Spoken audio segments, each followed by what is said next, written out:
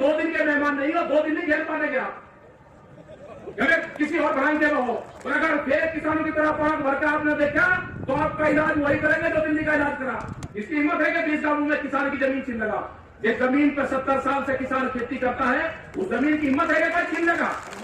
आपके जितने रास्ते उत्तर प्रदेश से गुजरते हैं, जितने रास्ते उत्तर प्रदेश की जमीन से गुजरते हैं, एक भी आदमी नीचे नहीं आएगा। ये कुछ नहीं है सरकारें, ये एमएसपी पे कानून भी बनाएंगे, ये 3 बिल भी वापसी लेंगे।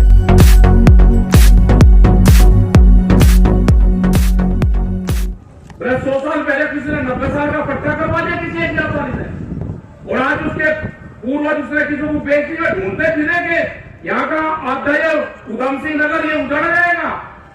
20 गांवों में वे बुलडोजर चलाएंगे। इसकी हिम्मत है कि 20 गांवों में किसान की जमीन छीन लगा। जिस जमीन पर 70 साल से किसान खेती करता है, उस जमीन की हिम्मत है कि कोई छीन लगा। और उत्तराखंड सरकार कान खोल कर सुन लो, आप तो 2 दिन के मेहमान नहीं हो, 2 दिन नहीं झेल पाएंगे आप।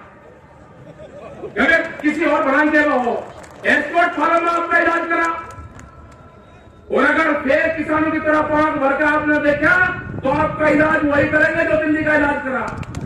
आपके जितने रास्ते उत्तर प्रदेश से गुजरते हैं, जितने रास्ते उत्तर प्रदेश की जमीन से गुजरते हैं, एक भी आदमी नीचे नहीं आएगा।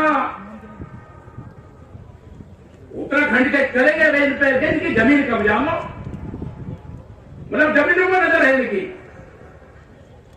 अरे पहाड़ का लोग खाली होने लग रहे हैं।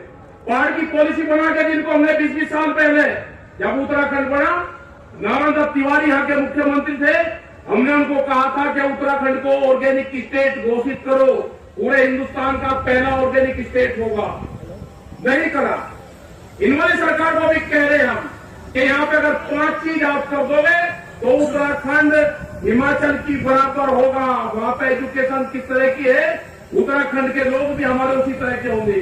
सबसे पहला करना पड़ेगा पहाड़ को, जो पहाड़ पर लोग रहते हैं, विलेज टूरिज्म पॉलिसी, गांव को टूरिज्म पॉलिसी से जोड़ना पड़ेगा। ये हिमाचल की पॉलिसी है, वहां से अधिकारी गए थे, सीखा है, उस पर काम करना पड़ेगा।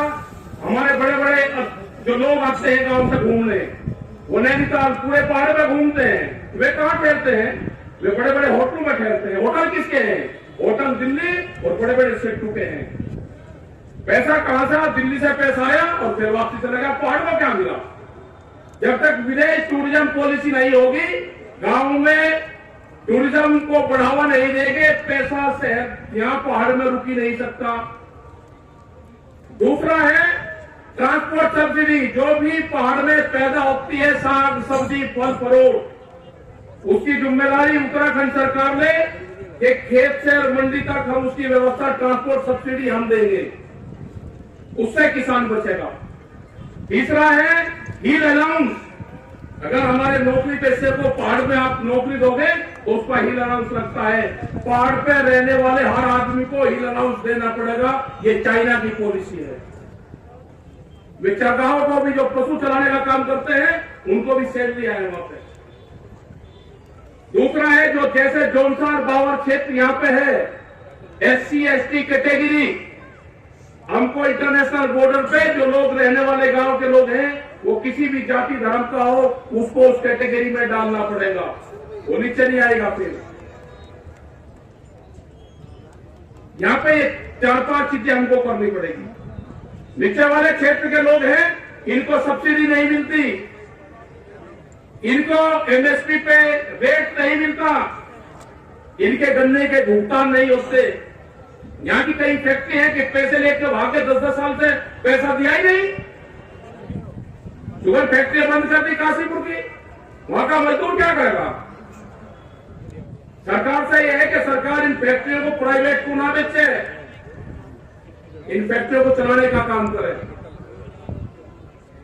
यहाँ पे बहुत बढ़िया ये बैंक है, इनको भाव दिलवाने का काम करे। भारत सरकार से लड़ाई छिड़ी हुई है, वापसी नहीं आएगा किसान घर, फ्रेम में सरकार ना रहे दिल्ली की। और ना हम कुछ है कि हम अकेले कुछ है, ना हमको इतना मुहिम में मंडित करो। हमारा भी भाई गन्ने का भुगतान है, उसकी लड़ाई हम भी लड़ रहे। गन्ने के भाव नहीं बढ़े, उसका भुगतान नहीं होया। करीब 14,000 करोड़ रुपया उत्तर प्रदेश में बकाया है। हम भी किसान है, खेती करते हैं। अभी गेहूं की कटाई शुरू हो गई। 2 चीज सबसे बढ़िया काम करता हूं उसमें, मशीन पे मूठ रखने का और भूसी गठड़ी भीतर मकान में खोलने का। 2 काम मेरे फेवरेट है पिछले 25 साल से, दोनों काम करता हूं। मोटा कपड़ा पहनकर जब आप गर्मी में, जितनी तपती हुई गर्मी होगी, 40 डिग्री टेम्परेचर होगा, जितनी धूप होगी, लान भूसा उतना ही बढ़िया बढ़ता है। ये जानकारी सबको होगी। जो मेरे नौजवान साथी हैं, अगर जमीन बचानी है तो आपको अपने खेत की मिट्टी से अपने बॉडी को टच करना पड़ेगा। अपने खेत में जाओ, नंगे पैर चलो। अभी मौसम गर्म नहीं है ना ठंडा है। अपने खेत में अपने शरीर पे अपनी मिट्टी लगाओ। जब आपकी मिट्टी आपके खेत से टच हो जाएगी, आपके शरीर से टच हो जाएगी, तो आपका उससे लगाव हो जाएगा। आपका बॉडी कॉन्टेक्ट उस जमीन से हो जाएगा, बॉडी टच हो जाएगा आपका उससे। आप उसकी लड़ाई लड़ोगे। ये खास करके नौजवानों के लिए है। अगर आंदोलन में जाना है तो अपनी मिट्टी लेकर जाओ वहां पे। हो सकता है कि जब आप आंदोलन में होंगे, आपका घर आपके याद आ जाए। आप उस मिट्टी को हाथ में उठाकर देख लेना, आपका फार्म हाउस उसी में ही दिखाई देगा। जरा प्यार से उठा तो लेना उसको।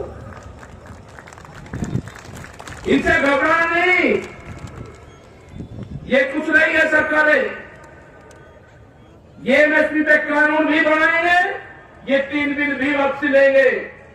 हमने बार बार कहा है कि जो और इशू होंगे उस पर कमेटी बात करेगी। हमारे 40 लोग कमेटी में हैं, पूरे देश के किसान ने विश्वास किया है उन पे।